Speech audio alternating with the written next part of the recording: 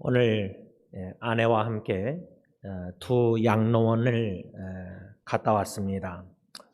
첫 번째 양로원은 우리 교회 NG 집사님이 머물고 계신 양로원인데 전에 있었던 양로원보다 얼마나 깨끗하고 좋은지 애나임에 근처에 있는데 참 처음 가는 양로원이었습니다. 일하는 분한테 다 이렇게 사인하고 열재고 우리 집사님 방에 갔더니 안 계셨는데 그 바로 근처에 이렇게 다른 두 할머님과 앉아서 텔레비를 보시는 모습을 보고 제가 옆에 소파 옆에 앉고 제 아내가 다른 소파에 앉았습니다.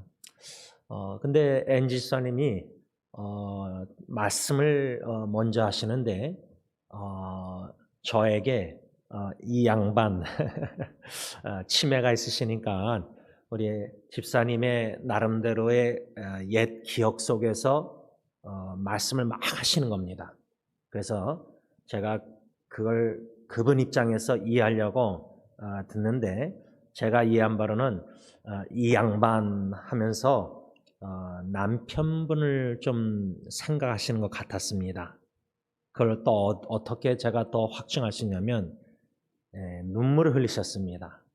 치매 걸리신 집사님이 눈물을 흘리시면서 저에게 이 양반 하면서 남편분을 얘기하신 것 같아서 참 마음이 그랬습니다. 치매가 걸리셔서 저랑 제 아내를 못 알아보고 딴 사람으로 착각한다 할지라도 제가 유정수 권사님에게도 느낀 것은 치매 걸리시다 할지라도 사랑하는 남편, 먼저 떠난 남편의 그 옛 기억들이 추억들이 생각나시지 않는가. 기억은 다 잊어버리셨다 할지라도 사랑하는 남편을 기억하고 계신다는 그 사실을 엿보게 되었습니다. 집사님과 시간 보내다가 수요 예배를 드린다고 일하시는 한국분이 와서 모시고 가려고 그러길래 저희가 좀 더 대화하고 예배 장소로 모셔다 드리겠습니다 해서 수요 예배 장소로 모셔다 드리고 두 번째 양로원에 갔는데 거기서 한 10분 거리밖에 안 되더라고요. 제 아내의 외할머님, 제 장모님의 어머님 94세신데 양로원에 찾아뵙고 아내와 함께 셋이서 대화를 하는 중에 처음으로 할머님께서 저와 제 아내에게 자신의 사위 오장로님 제 장인어른을 가리켜서 믿음의 사람이다. 그만한 믿음 있는 사람 못 봤다. 그런 식으로 말씀하시길래 제가 아니 할머님의 남편분 목사님이신데 남편 목사님의 믿음이 얼마나 훌륭하실까. 저는 그 박 목사님 그렇죠? 뵌 적은 없지만 그런데 사위의 믿음이 이렇게 칭찬하시는 걸 처음 봤습니다. 그러면서 두 번째 제 아내에게 할머님이 너희 엄마 그러니까 제 장모님 사위가 너희 엄마를 진짜 사랑했다. 그렇게 얘기하시더라고요. 제 장인어른이 제 장모님을 그렇게 사랑하셨다. 제가 그 말씀을 듣고 다시금 교회 와서 생각할 때 과연 제 장모님이 사위 마사이가 제 아내를 진짜 사랑한다. 그런 좀 적용을 해봤습니다. 왜냐하면 제 장인어른의 장모님이 손녀딸과 손녀 사위한테 사위가 내 맏딸을 그렇게 사랑했다. 그렇게 인정하고 칭찬하시는 것을 제 아내한테 하는 걸 들었기 때문입니다. 여러분, 남편의 사랑을 받는 아내,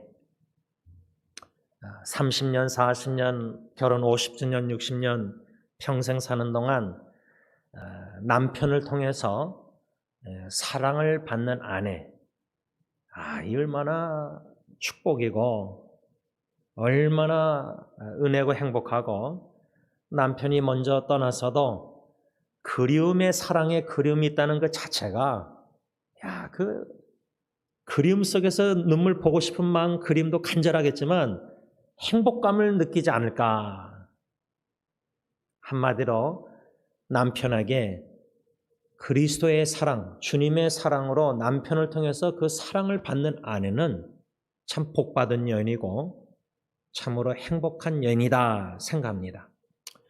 그런데 저는 2018년 1월 11일에 벌써 한 4년이 지났지만, 남편에게 사랑받지 못하는 여인이란 제목 아래 창세기 29장 31절, 여러분들이 아시는 야곱에게는 레아와 라헬, 이 두 아내, 물론 여종들도 몸종들도 2명, 4명 있었지만 그 창세기 29장 31절 보면 이 야곱 남편에게 레아가 사랑을 받지 못합니다.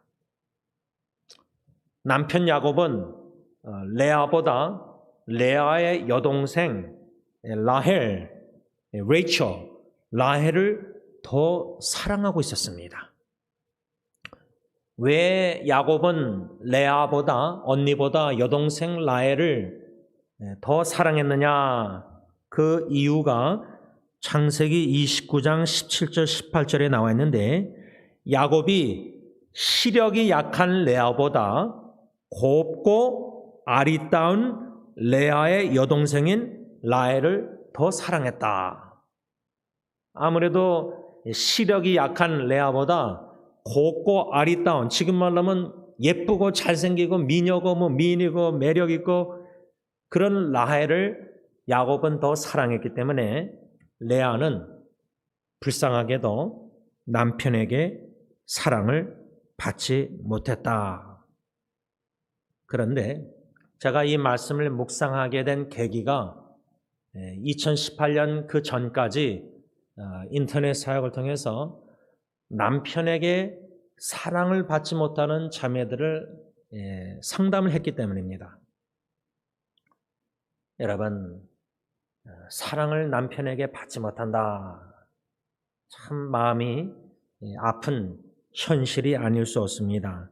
그런데 제가 이 레아의 남편 야곱에게 사랑받지 못하는 레아에 대해서 묵상하다가 묵상글을 맺으면서, 비록 레아는 살아생전에 야곱에게 사랑을 받지 못했지만 레아가 죽어서는 남편 야곱과 같은 곳에서 장사가 됩니다.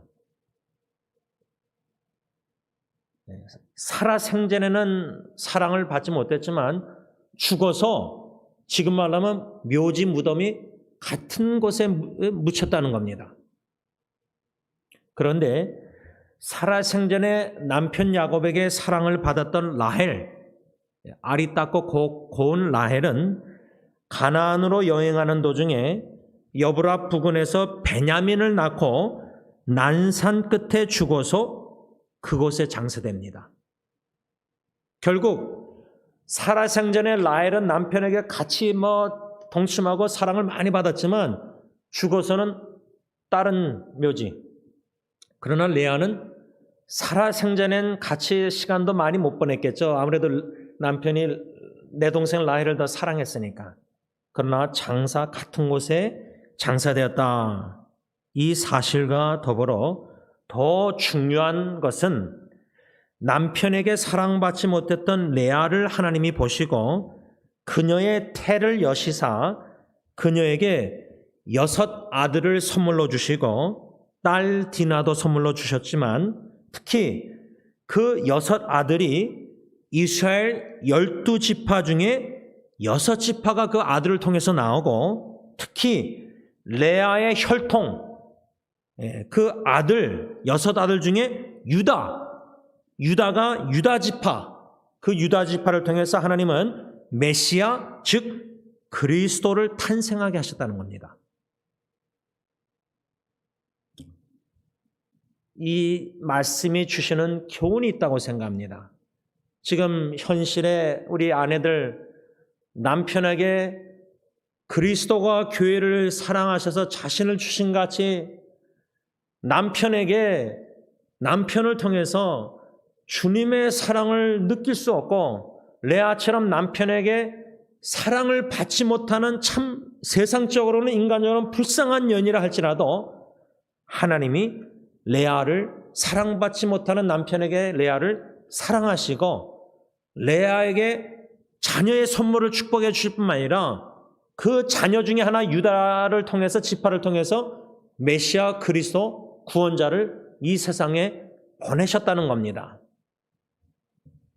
저는 이 사실을 묵상할 때 이 얼마나 놀랍고 후한 하나님의 선물을 레아가 받았는가. 동일하신 하나님께서 현 시대에 남편에게 사랑을 받지 못하고 있는 모든 보배롭고 존귀한 하나님의 딸들에게 후한 선물을 주시고 그녀들의 자매님들의 소원을 들어주시기를 기원하는 것입니다.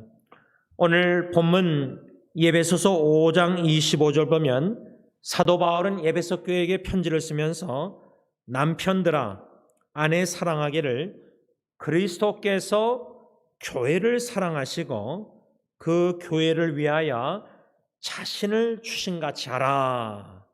이 말씀 저는 어저께 화요일 날에도 가족 기도 모임 온라인으로 지난주 화요일, 어제 화요일 두 번이나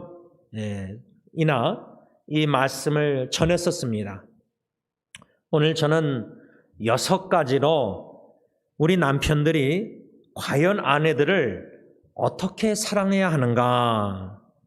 그리스도께서 교회를 사랑하시고 그 교회를 자신을 주신같이 사랑하셨다 하는데 그러면 우리는 그리스도를 본받아 우리 남편들이 그리스도의 사랑으로 아내를 사랑해야 되는데 어떻게 아내를 사랑해야 되는가? 6가지로 교훈을 배워서 배운 바 실천에 옮길 수 있는 저와 여기 계신 장로님과 온라인으로 예배드리시는 모든 남편들, 형제들이 다 될 수 있기를 바랍니다. 첫째로 잠언 18장 22절 말씀 아내를 얻는 자는 복을 얻고 여호와께 은총을 받는 자니라 이렇게 잠언 기자가 말씀하고 있는데 저는 이 말씀에 근거해서 첫째로 우리 남편들은 우리들의 아내를 하나님께서 우리에게 나에게 내려주신 복으로 여겨야 된다. 쉽게 말하면 제 아내가 여기서 지금 같이 예배를 드리고 있는데 남편인 제임스가 사랑하는 아내 제인에게 당신은 하나님이 나에게 은혜의 선물로 은총의 선물로 보내주신 복덩이다. 복덩이다 그 말입니다. 복덩이. 복덩이. 그런데 성경 잠언 18장 22절 아내를 얻는 자는 복을 얻고 여호와께 은총을 받는 자니라 말씀했는데 이 잠언 기자 성경은 아무 아내를 가리켜서 아내를 얻는 자는 복을 얻었다 그렇게 말하는 게 아닙니다. 어떤 아내를 우리 남편들이 얻었을 때 우리가 진짜 하나님께 복 받은 것인가? 어떤 여인이 복덩이 여인인가 아내인가?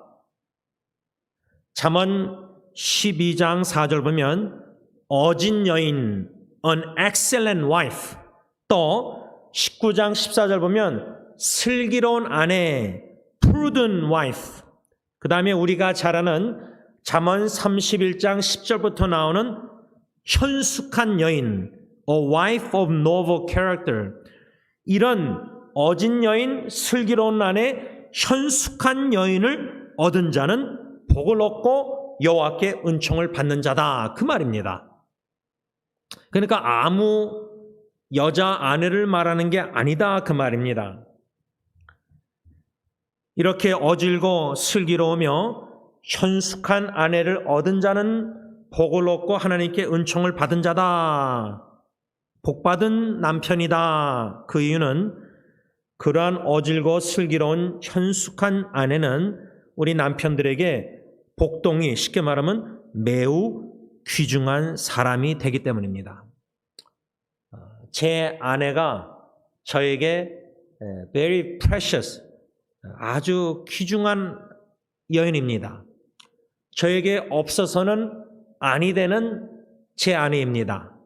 점점 더 아내의 소중함과 귀중함, 왜 하나님이 주권 속에서 약 25년 전에 아내와 저를 주님 안에서 한 몸을 결혼을 하게 하셨는지 이제서야 조금 더 깊이 많이 깨닫고 있습니다. 참 매우 귀중한 여인이다. 소중한 여인이다. 나에게는 복동이다. 나에게는 너무나 중요한 여인이다. 나에게는 없어서는 아니 되는 여인이다. 그런데 왜 많은 우리 남편들이 우리들의 아내를 하나님께서 우리에게 내려주신 복으로 여기지 않고 있는가? 그 이유가 뭘까?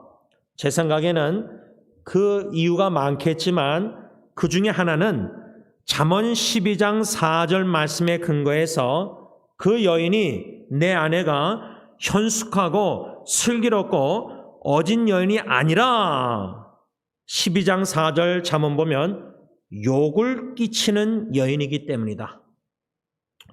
욕을 끼치는 여인은 누구인가? 박윤선 박사님에 의하면 남편과 다투기를 잘하는 여자, 남편하고 자꾸만 싸우려고 하는 여자, 싸움을 잘하는 여자, 남편하고 다투기를 잘하는 여자, 이런 여자는 욕을 끼치는 여인, 이런 여인을 아내로 뒀다면은 과연 그 남편이 하나님께 복을 받고 은총을 받은 자라 말할 수 있을까? 복 받은 자라 말할 수 있을까? 그 말입니다. 그 질문입니다. 이 다투기를 잘하는 여인에 대해서 성경 잠언 21장 9절은 뭐라고 말씀했냐면, 다투는 여인과 함께 큰 집에 사는 것보다 움막에서 혼자 사는 것이 나으니라. 여러분, 아무리 집이 100만 불, 200만 불짜리 큰 집에 아주 라헬처럼 예쁘고 아리따고 곱고 매력있는 여인하고 사는데 계속 남편하고 싸움을 걸고 다투기를 좋아하고 잘하고, 그렇게 큰 집에서 돈 많은 데 사는 것보다 움막에서 혼자 사는 것이 낫다. 또 잠언 25장 24절에 비슷한 말씀이 나오는데, 다투며 성내는 여인과 함께 사는 것보다 광야에서 혼자 사는 것이 나으니라. 이 잠언 21장 9절과 25장 24절이 비슷한 말씀이지만 다른 점이 있습니다. 21장 9절에는 다투는 여인, 25장 24절은 다투며 성나는 여인, 분노하는 아내가, 여인이 다툰다는 겁니다. 아마 우리 남자들 중 이렇게 변명하고 싶은 사람들도 없지 않아 있지 않을까 생각합니다. 하나님께서 저에게 현숙한 여인을 주시지 않았습니다. 다투며 성내는, 성깔 있는 여인을 주셨는데 제가 어떻게 그런 아내를 복동이로 여길 수 있겠습니까? 이렇게 하나님께 불평하면서 원망하면서 기도하는 남자 성도들도 있지 않을까 생각합니다. 참 그럴싸한 변명 같은데, 만일 그러한 변명을 제가 듣는다면 저는 그 형제님에게 이렇게 말해주고 싶습니다. 하나님께서 당신에게 다투며 성내는 여인을 주신 것이 아니라 당신이 그런 여인을 선택했으니 책임감을 가지고 그 여인을 현숙한 여인으로 양육하십시오. 저는 이렇게 답변하고 싶습니다. 너무나 많은 경우 우리 남자들이 하나님께서 준비해 놓으신 어질고 슬기롭고 현숙한 여인을 선택하기보다 거부하고 오히려 우리 육신의 눈으로 보기에 예쁘고 매력을 느끼는 여인, 그런데 결혼해서 나중에 보니까 다투며 성내는 성깔 있는 여자를 선택해서 결혼하고 있지 않나 생각합니다. 만일 우리 남자들이 그런 선택을 했다면 하나님께 원망 기도하기보다 책임감, responsibility, 남편들이 아직 아이처럼 무책임한 남자들이 많다는 겁니다. 자기가 선택한 거 책임을 져야 되지 않습니까? 책임감을 가지고 우리들의 아내를 현숙한 여인으로 양육하는 데 헌신해야 된다, 그 말입니다. 너무나 많은 우리 남자들이 자기가 선택한, 그래서 결혼한 아내들에게 무책임한 말과 행동을 하고 있지 않나 생각합니다. 그러한 무책임한 말과 행동은 마치 아내에게 저주스러운 말을 하는 것을 두려워하지 않고 행동으로도 아내에게 하는 행동들이 아내로 하여금 저주 덩어리라고 느끼게 만들고 있지 않나. 이 정도로 아내를 언어로도 학대하고 육체적으로도 학대하고 또 감정적, 이모셔널리 정신적으로도 아내를 학대하는 남편들이 많다는 겁니다. 심지어 우리 기독교인들, 목회자들도 있다는 겁니다.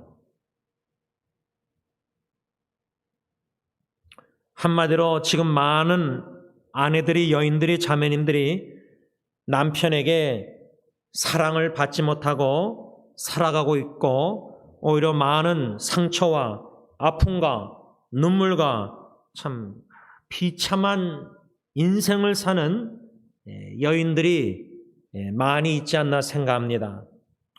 그러기에 우리는 첫 번째 교훈인 잠언 18장 22절에 근거해서 우리 남편들이 어떻게 아내를 사랑해야 되느냐, 그리스도께서 교회를 사랑하시는 것처럼 우리가 아내를 사랑함에 있어서 우리는 아내를 하나님께서 우리에게 내려주신 복으로 여겨야 된다. 복으로 여겨야 된다. 우리 아내를 복덩어리로 여겨야 된다. 여러분, 우리 교회가 그리스도가 교회를 사랑하셨다 했는데 그리스도 주님이 보시기에 교회가 복덩입니까? 우리가 영적으로 죽었고 하나님과 원수 덩어리였습니다. 우리가 하나님과 원수된 원수 덩어리를 그리스도께서 우리를 사랑하실 때 복덩이로 여겼다. 복덩이는 아닌데 여겼다는 겁니다. 그렇게 사랑하셨다는 겁니다. 원수 덩어리를 복 내려주시기로 작정하신 하나님의 뜻대로 예수님은 오셔서 십자가에 죽으셔서 죄 사하시고 원수 화해시키시고 화목케 하시고 복의 근원 되신 주님이 우리에게 영적인 모든 복을 주셔서 우리가 복덩어리가 된 거예요.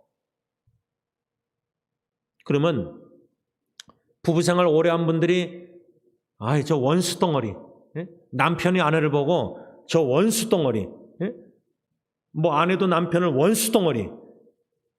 그런데 실제로는 부부 생활이 원수 덩어리 같이 그렇게 원수같이 하는데 관계가 그리스도가 원수 덩어리인 교회를 사랑하셔서 복덩이로 만드신 거예요. 바꾸신 거예요. 그러면 내가 볼 때 내 아내가 원수 덩어리라도 그리스도가 원수 덩어리인 우리를 사랑하셔서 복덩이로 만드셨다면 우리도 원수 덩어리 같은 아내를 사랑해서 그리스도의 복음을 전하고 복덩이로 만들어야 된다는 거예요. 양육하는 데 헌신해야 된다는 거예요. 그 정도로 아내를 사랑해야 된다는 거예요.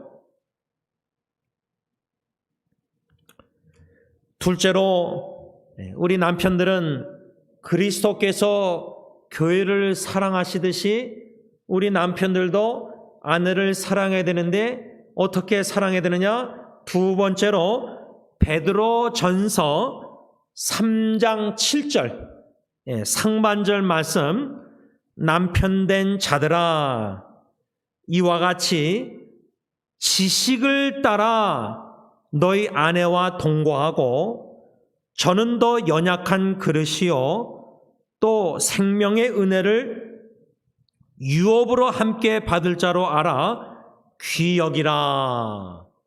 이 말씀에 근거해서 두 번째 교훈은 우리 남편들은 우리 아내를 귀히 여겨야 한다. Precious, my beloved precious wife. 내가 너무 사랑하고 내가 너무 귀하게 여기는 내 아내.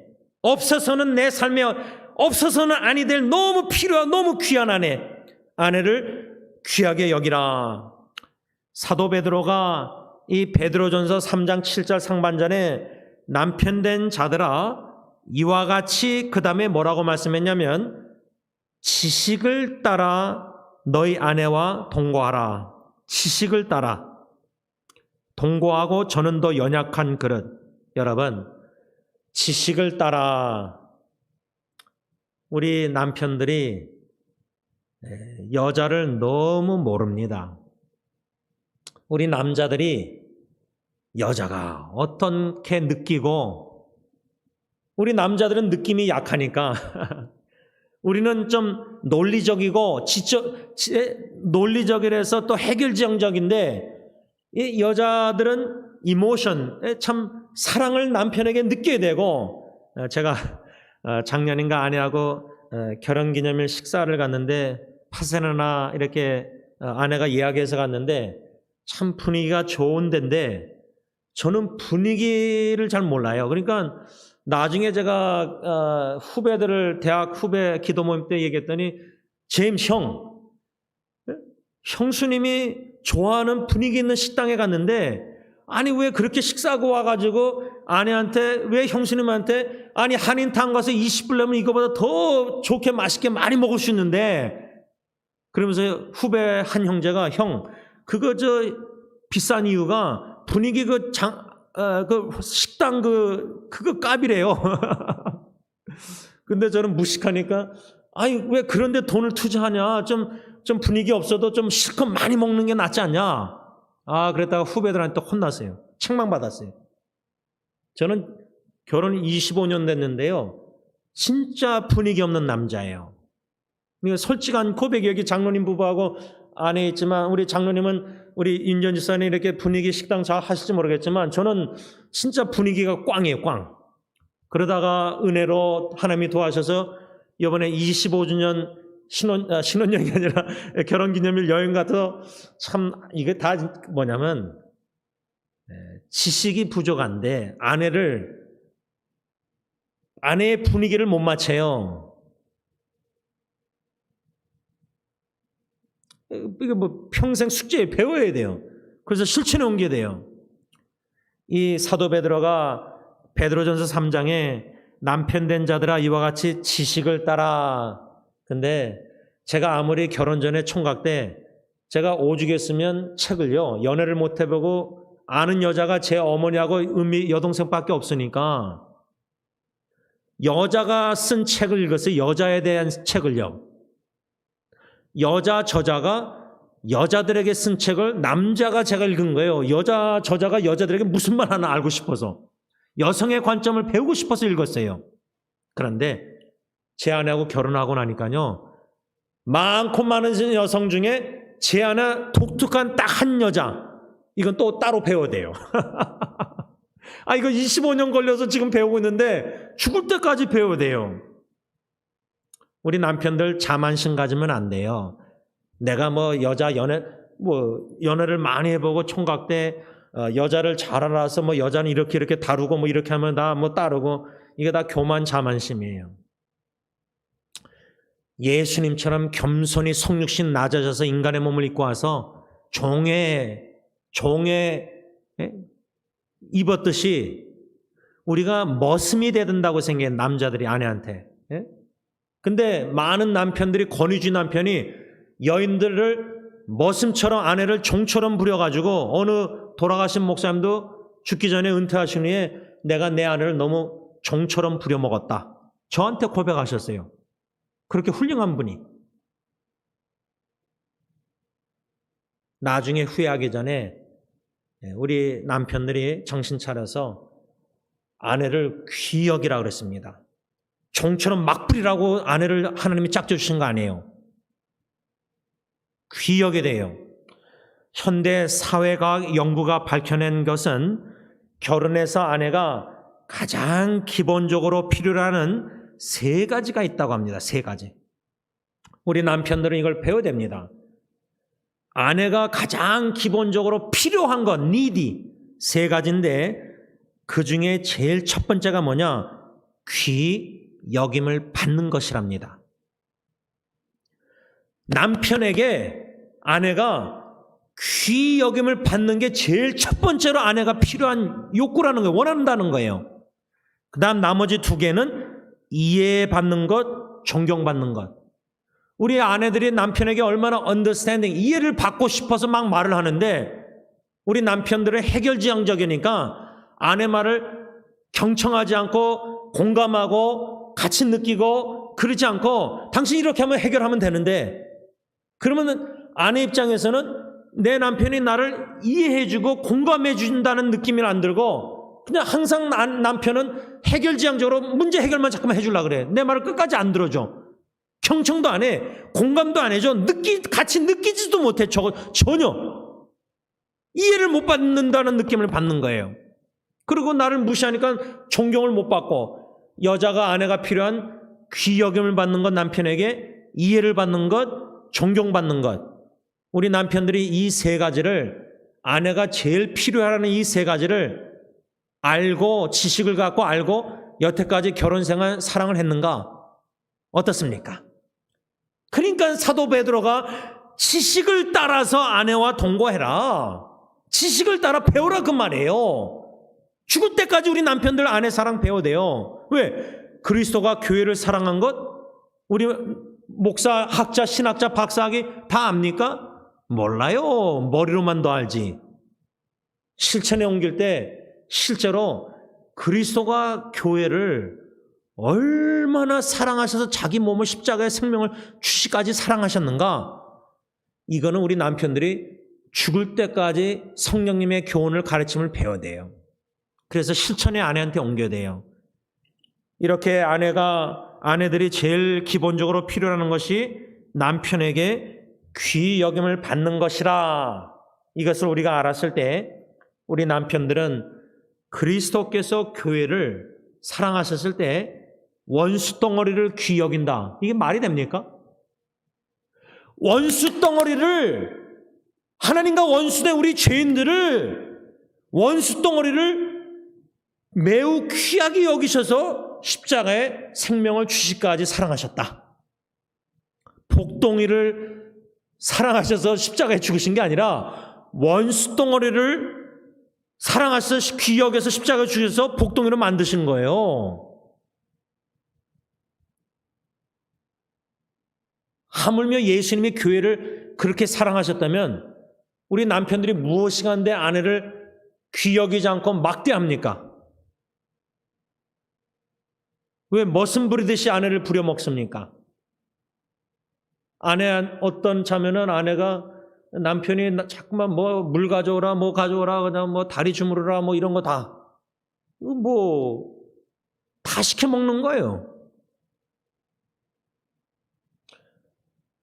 남편들이 부엌에도 들어가지 않고 또 부엌에 들어가는 것을 시어머니가 싫어하고 이게 다 세상적인 유교 사상이라고 저는 생각합니다.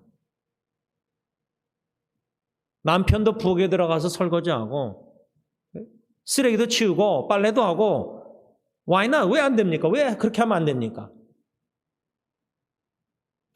예수님도 종의 형태로 오셔서 이 세상에 우리를 원수덩어리 섬겼다면은 하나님이 주신 복덩이 귀한 아내를 귀하게 여겨서 섬겨야 되지 않습니까? 사랑해야 되지 않습니까?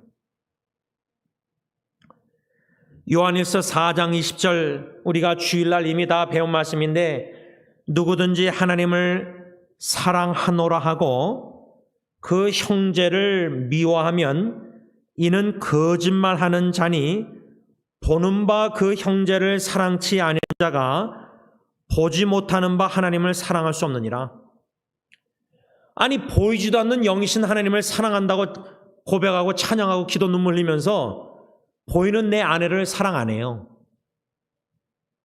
무시해요. 귀하게 여기잖아요. 막대해요. 막말해요. 아내의 감정도 존중 안 하고 상처 입혀요. 막말해서 행동으로. 보이지 않는 하나님을 사랑한다면서 보이는 아내를 사랑 안 한다. 이건 위선이죠. 여러분, 우리가 즐겨 부르는 찬송가 주 예수보다도 귀한 것은 없네. 근데 저도 이거 참 수없이 찬양하는데,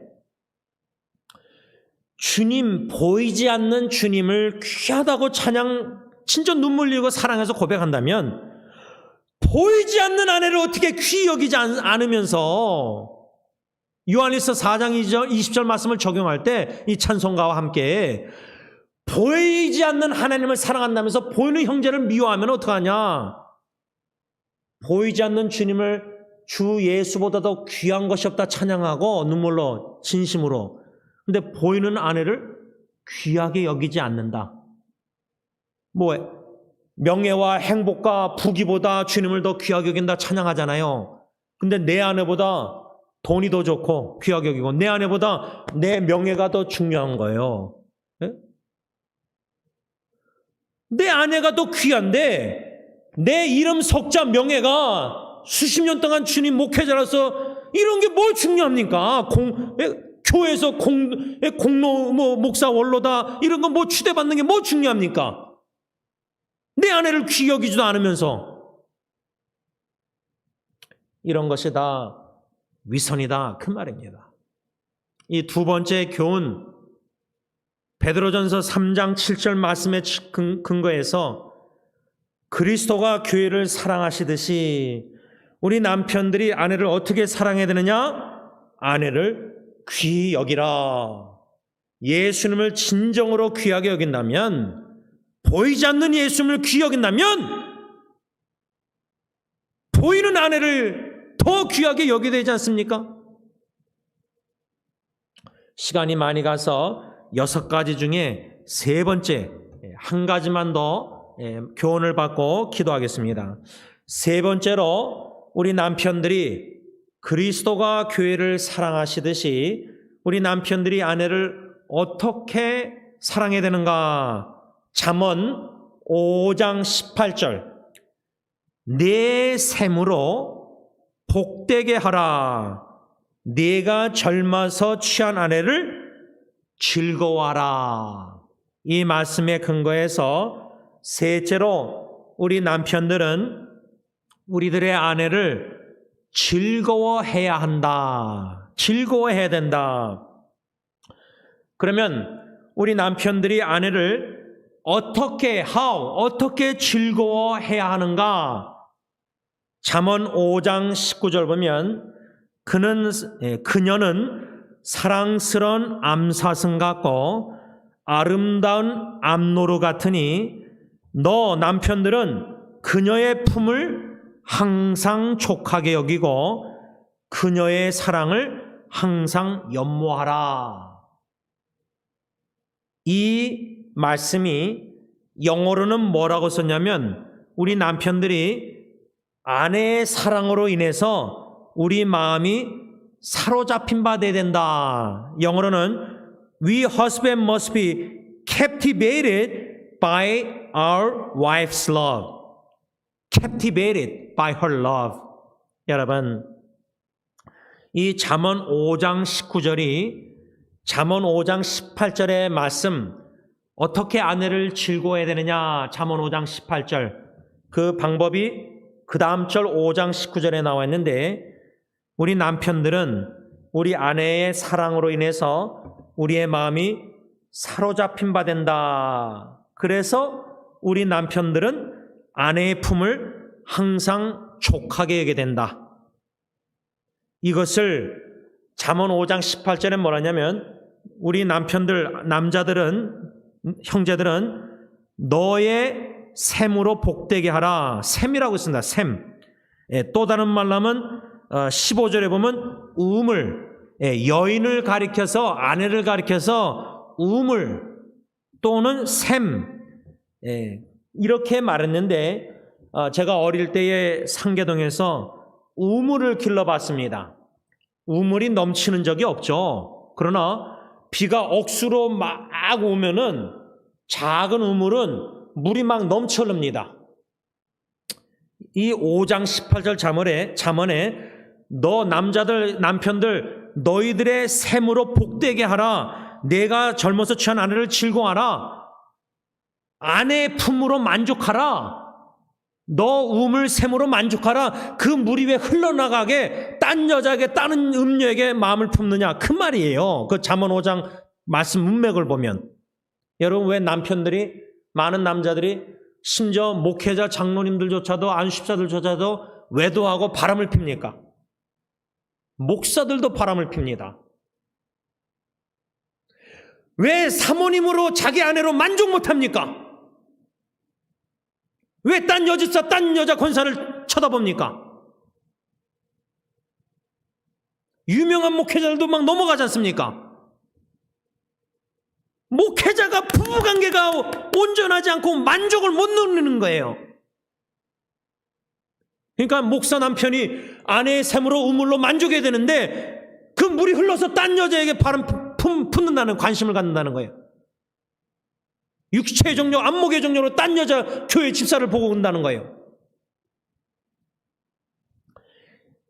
아내의 사랑만을 즐기며 그녀의 품으로 만족한다. 그 의미는 우리 남편들이 아내로 말미암아 섹슈얼리, 성적으로 또 애정적으로 만족할 만한 원기 회복을 얻어야 된다는 겁니다.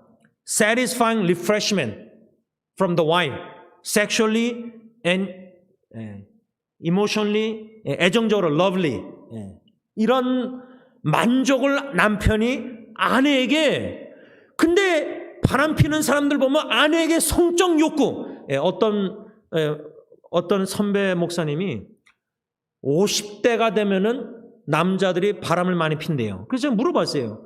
왜 50대 넘으면은 남자들이 딴 여자에게 관심을 갖고 바람 피느냐 물어보니까 50대 되면 자기 아내에게 성적으로 매력을 못 느껴서 그럴 확률이 많대요. 여러분, 왜 목회자들조차도 스캔들이 나고 바람피고 이런 죄를 범하는가? 자기 아내 사모님을 귀하게 여기고 아내를 사랑하고 아내를 복동으로 여기고 아내에게 모든 것을 그녀의 품을 만족해야 되는데 불만족이 있고 원망이 있으니까, 불만족이 있으니까 딴 여자에 자꾸만 눈을 돌리는 거예요. 잠언은 음녀의 품을 그리워하지 말라. 음녀의 사랑을 연모하지 마라. 잠언 5장 20절. 음녀. 또 잠언 5장 16절 17절에 성경은 이렇게 말씀합니다. 어찌하여 내 샘물을 집 밖으로 넘치게 하겠으며 내 도랑물을 거리로 흘러가게 하겠느냐. 그물로 내게만 있게 하고 타인으로 더불어 그것을 나누지 말라. 여러분, 어떻게 내 안에 만족한 아내, 사랑하는 아내를 딴 남자하고 나눕니까? 요즘 세계는 스와이핑 해가지고 부인들을 다로 해가지고 막 성관계 맺고 그러잖아요, 세상적으로는. 이게 얼마나 악한 죄악된 세상이에요. 이런 죄악된 세상에 우리 자녀들이 노출되어 있다는 거예요, 성적으로. 요즘 결혼해서 성관계 맺습니까? 결혼 전에 다 성관계 맺고 애 임신하잖아요. 성적 만족을 아내에게 누리지 못하는 많은 남편들. 집 밖으로 넘치게 해서 타인으로 더불어 나누면은 아내를 버리고 다른 여인에게 갈 확률이 많습니다. 이러한 죄악된 남자들의 선택, 다른 여인의 사랑을 연모하고 그녀의 가슴을 안고 있을 때에 그런 죄악된 선택의 결과가 뭐냐? 잠언 5장 19절에 존용상실, 시간상실, 10절에 재물상실, 11절에 건강상실, 12절에서 14절에 양심상 고통을 당함. 자기 안에 만족 안 하고 딴 여자 품어서 죄악된 선택의 결과가 존용상실, 시간상실, 재물상실, 건강상실, 양심상 고통을 당한다. 그러므로 우리는 이 간음의 결과를 알고 내 아내 외에 딴 여자를 연모하지 말아야 된다는 거예요.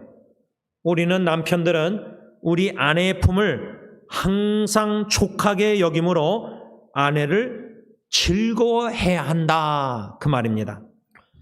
말씀을 좀 맺고자 합니다.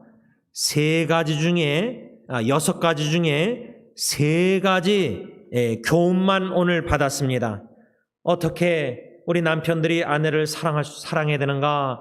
그리스도께서 교회를 사랑하듯이 우리 남편들이 아내를 사랑해야 되는데, 그러려면은 먼저 그리스도가 교회를 어떻게 어느 정도로 사랑했는지 하고 있는지 알아가야 되는데, 딴 교회 식구들 볼 필요 없어요. 제임스라는 목사처는 아내와 관계 속에서 나같이 부족한 남편, 그리스도 주님께서 나를 지금도 어느 정도로 사랑하시는지 깨달아 알아가야 돼요.